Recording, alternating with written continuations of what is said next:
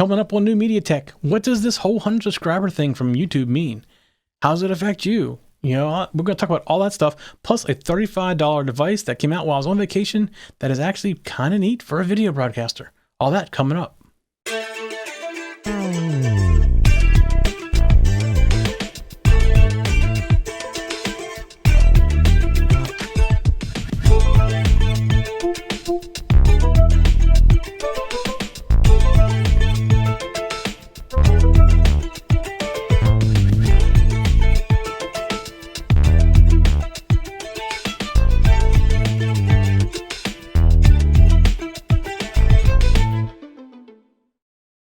Hello, welcome to episode number 20 of New Media Tech. 20 already.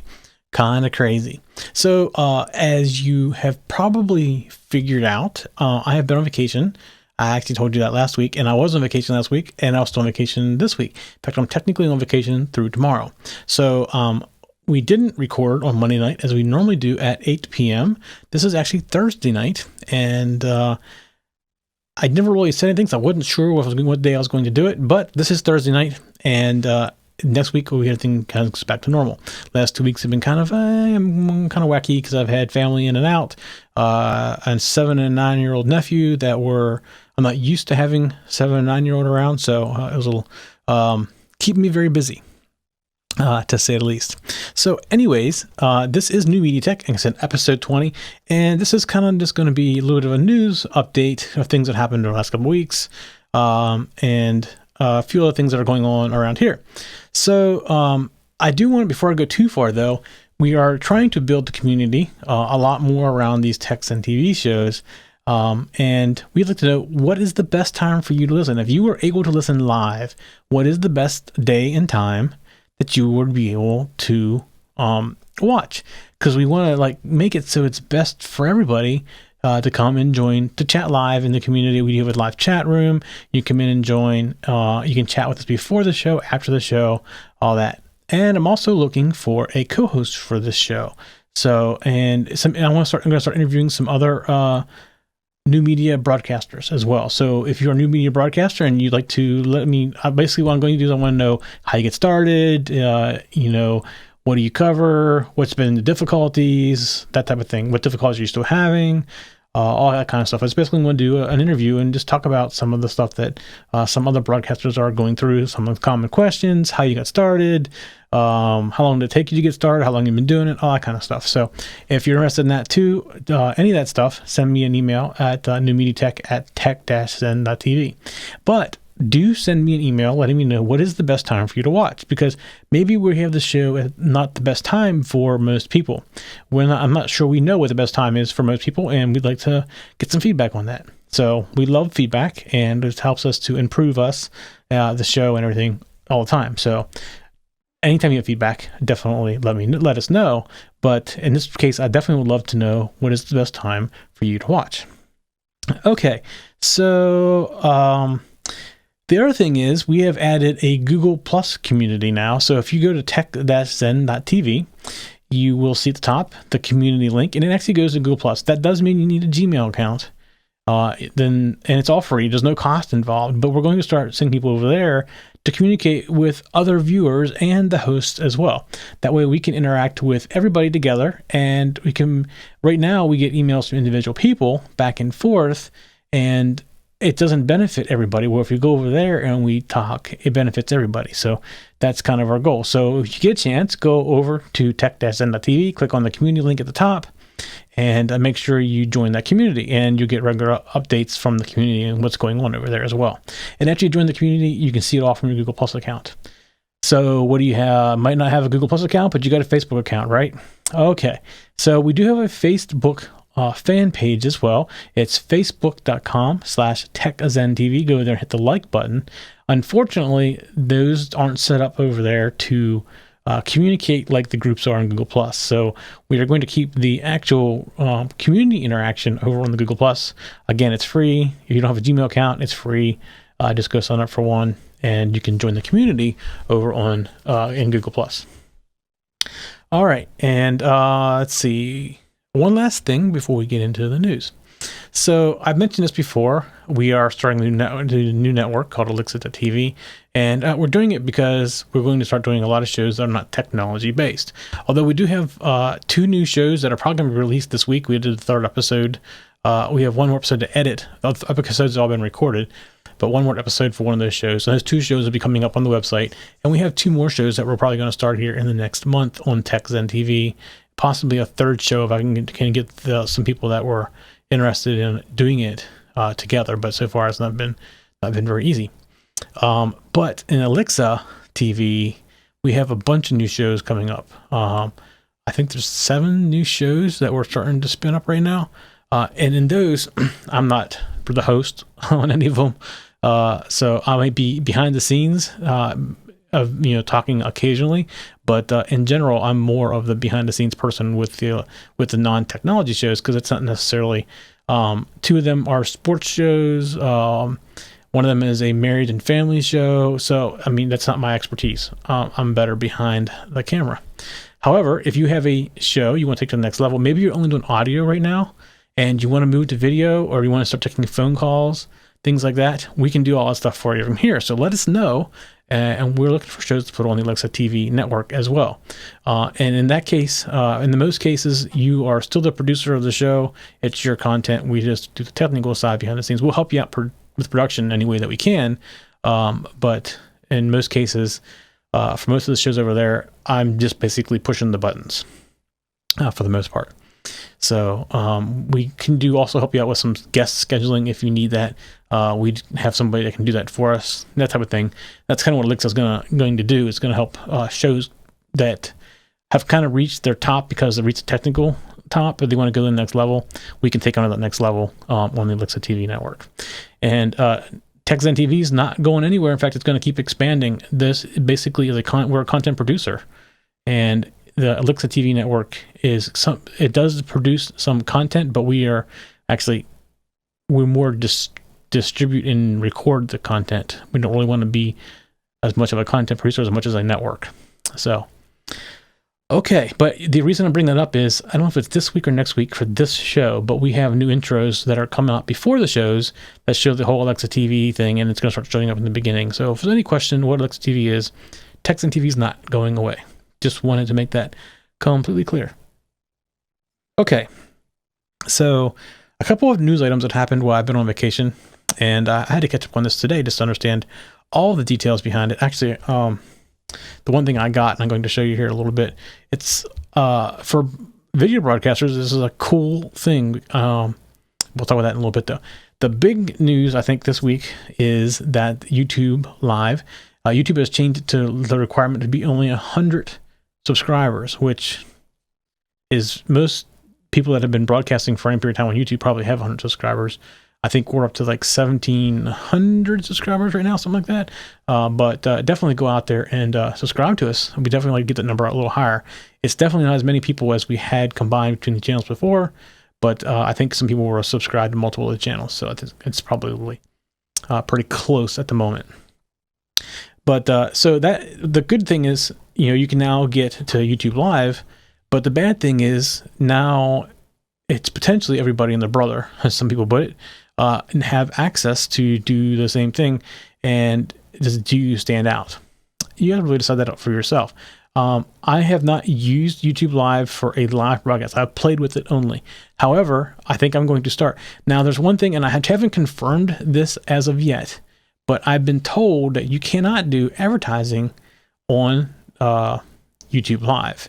As far as you can't put advertising in your show, like ads and things like that, which is a concern for me, because that's something that's the way most people make their money with podcasting, is putting in ads or netcasting, whatever you call it. It's all the same. One's video, one's not. Who cares?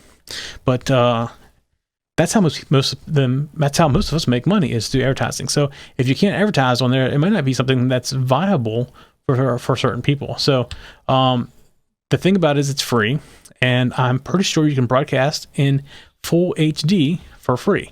And if that's the case, that is huge.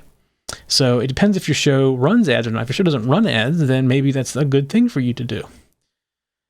Okay, So that's just something to check into. If you have 100 subscribers, and if you don't have 100 subscribers, let us know, and we'll maybe try to help you out with getting subscribers somehow. Tweet it out or whatever.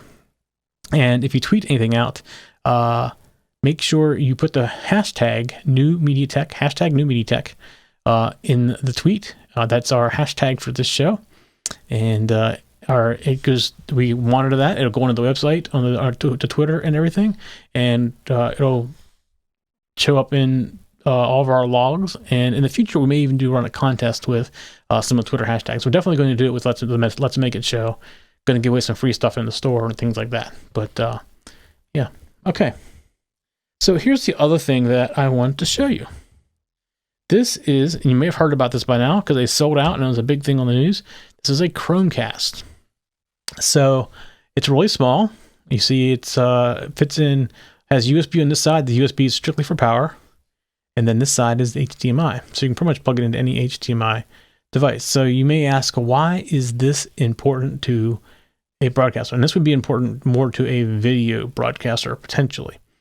And the reason that is because it is a way of broadcasting your computer screen to the recording gear or your switching gear, whatever you're using, as long as you can take an HDMI input. So like I use an Apple TV. Like I can go over here and I can show you, there's my desktop. There's the show notes for the desktop. And I can put that on. In fact, I use it all the time for Let's Make It show. That's how I show code and everything. But I do it through an Apple TV. However, Apple TV only works with Apple devices. This little Chromecast device works on pretty much everything. So you can have Windows, you can have a Mac, you can have an iPhone, you can have an Android phone. It works with them all. So this is a good option to be able to put things on your screen. I can put up iPads, iPhones, and my Mac laptop. But when it comes to an Android phone, if I want to show it, I'm out of luck. And same way with the Windows, because I don't use a Windows PC very often. But this is another way. And here's the other thing about this whole thing. It's $35. Now, when I got mine, it was $35. And I had 3 free months of Netflix. So to take that away, it's like $11 is what I paid for this thing in the end. Now, they're all backward right now. But if you do video broadcast and you have a way to get HDMI into the computer, this is a way to do your desktop. Some people do hardwire. But the problem I have with hardwire is that some computers can't do the hardwire right. This will do all the adjustments as far as screen resolution and everything, all built into this one little device. It just takes a lot of the guesswork out of it. Now, the only thing that's a little odd is it requires a USB for power. So you have something that has USB. So you can plug it directly into your TV. Most TVs that have USB on somewhere, plug in a USB and you can power it. It works over Wi-Fi, but it's a pretty neat little device. Does it replace a Roku or an Apple TV? No, not exactly. But it's still for $35, a very cool device for casting your screen. And what you can do is if you use the Chrome browser, you can put any tab to this. You can bounce around your computer. You can stream Netflix to it, things like that. It doesn't have a menu interface like Roku or an Apple TV. You basically have to cast to it. You got to stream to it. But it's a very cool thing, and it's something that just came out while I was on vacation. So, and when I saw it came out, the day they announced it, I ordered one right away. And the same day they announced that, they also announced the new Nexus 7, which this is the wrong show for the gadgets, but it's a cool device as well. So, I think that's all the news that really happened, and I haven't really prepared anything for content, although I have some things coming up. Let me tell you what I have coming up. Let me get over here to the notes for this show. I'm going to do a whole thing on soundboards and stuff like that again. Let's see. So I'm going to do a whole show on hardware versus software switching, because that's been a challenge for me these last couple of weeks, and I've actually learned a lot of things, and I want to make sure that what I've learned is my knowledge is shared. So that's probably what I'm going to do next week, actually, because I think I've got it working pretty good. You'll notice, like, I'll bring up the lower thirds like this. I'm still switching with the ATEM, but the lower thirds are done outside of the ATEM, and it's actually working pretty good finally. I got it figured out, I think. A couple little weird things I'm still working through here and there, but it's more of my own workflow type things. It just pretty much does everything. I've also posted on my personal blog at mikemyers.me under projects how I'm doing all this with using an ATEM and Wirecast together, and how I got these controls working together. So if I switch to a camera, for example, let's say I go over to this camera, and you can see I can come back to me on the lower third, and it's all switching together. So the ATEM is doing the physical switching, and Wirecast is actually doing the lower thirds and the graphics, and it's all working together. One button does both, and I got that all working pretty decent right now. So I hope to, that's out there now, and I'm still updating it occasionally, adding more stuff to it, but that's all open source. You can get the code for it and everything. And if you have an ATEM and you want to do lower thirds, nice lower thirds, not like the lower thirds in the ATEM, or you want a DDR, like I have right here at my disposal, excuse the sounds of the board, 16 DDRs. Now I have tape on the ones that I'm using right now, that I can hit at any particular time and play just by tapping them. So something else the ATEM doesn't have. So, and I'm using this with two different cord controllers, a NanoPad and a Nano Control, or Nano Control 2. And the Nano Control 2 is controlling the lower thirds, like there's the lower third for the Twitter, and then there's a lower third here for the website, and then I got a lower third for the YouTube, and then I have my lower third, which is actually attached to my camera input. So in the case that I have multiple people, like I do with other shows, I can attach a lower third to their input, and when I go to them, if I want to bring up a lower third for their name one, I just hit the other button. It switches to them and puts the lower third up all at one time. A very easy to use interface. I got that all working really good, with one exception. I have one button that's doing something weird, and I figured out what it was tonight, and I'm not sure why, but I know what button it is, so I'm gonna go fix that. I also did some iPad apps for Wirecast. Actually, it's iPad. It works on more iPad. It works on iPad or Android, either one. It works on phones as well, and allows you to control Wirecast from an iPad or any Android or iOS device. I haven't tried other devices at this point. It's actually written with Touch OSC, which is an open source. Not open source. The program costs you like $3 or $4, something like that. But the OSC is an open source control of audio devices, so it pretty much works on anything that can run Touch OSC, which, as to my knowledge, is only Android and iOS, but it may work on other things like Windows Phone. I still know. So that's all out at mikemyers.me and projects, so you can go out there and check that out as well. Okay, I think that's all I have this week. It's a really short week. Vacation's been good, but I haven't really thought much about this while I was on vacation. Especially with a 7 and 9-year-old running around, keep me tired. So I haven't overly prepared for anything, but the vacation is over. I'm pretty much, I'm still technically on vacation. I'm pretty much working anyway. So, and also I want to talk about some remote guest stuff coming up too. And I'm working on a phone hybrid system. I think I mentioned this a couple weeks back. I think I've figured it all out now. But after I started figuring it out, my Asterisk server, my phone server, actually died. So I got a new one yesterday, and I got it loaded last night, but it's not all configured. So I had a little bit of a hold up for vacation and the failure of a machine. But that should be back on the table here very, very soon. I mentioned before I'm making a physical controller to control Wirecast and the ATEM, and I think I'm also going to do, I can also do a vMix now, and that's still testing. It's something I just figured out. They told me how to do it this past week, so I'm still going through all the testing, but initial test seems to be working just fine. And then also potentially doing a TriCaster as a possibility as well.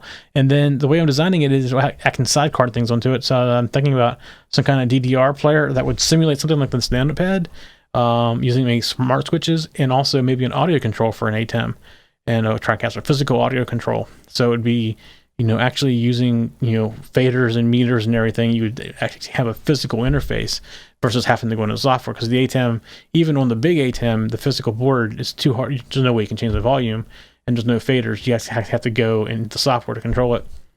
But it's a capable mixer, So if you're doing a small show where you don't got a lot of inputs, you could use just the ATEM with this other controller, and you would have a complete system without having to carry out a soundboard. There's not a ton of controls on a per channel basis, like there's no compression or gates or anything like that. But for a basic audio setup, it would probably work just fine. So that's all coming up as well. I have some of the stuff here. I have the boards that's starting to be made now. So I'm trying to figure out how to package it all. That's something that's coming up. You'll hear me talk about that over the next few weeks, probably a few weeks to months, potentially, because it's probably not going to stop development of new products. Going to keep on going with new stuff as well. Alrighty, I think that's it. This was episode number 20 of the New Media Tech Show. I'm Mike Myers. You can always visit my blog at mikemyers.me, or you can tweet at me at NetMike. You can also tweet at us at TechZen TV. Everything's on TechZen TV. We moved everything to 3 things now, or 4 things. Everything's TechZen TV for Twitter, and you can use the hashtag NewMediaTech, and we do watch for that hashtag, and in the near future, you may actually win something for using that hashtag. So definitely make sure you use that hashtag. We'd love to hear from you. Again, send us an email as to what was the best time for you to watch a podcast. If you were to watch and join us live, what day and time works best for you? We want to start getting some feedback so we can maybe move things around so we get more social interaction, live social interaction. Like I know I'm doing this on an odd day. Monday nights I typically do have some people in and out of the chat room, but tonight being Thursday, nobody's been in and out of the chat room. I'm here by myself. In the chat room, nice and quiet, unfortunately. But we do want to change that. And you can get show notes for this show, all of our shows. In fact, you can see all the other cool shows that we have on the network by going to newmediatech.tv or tech-zen.tv. Newmediatech.tv is the shortcut to get to the actual show page at TechZen TV. That's all that is. And one last thing, our YouTube is youtube.com/TechZenTV. And I think that's it for tonight. All right, everybody. Have a great week, and we'll see you next Monday night.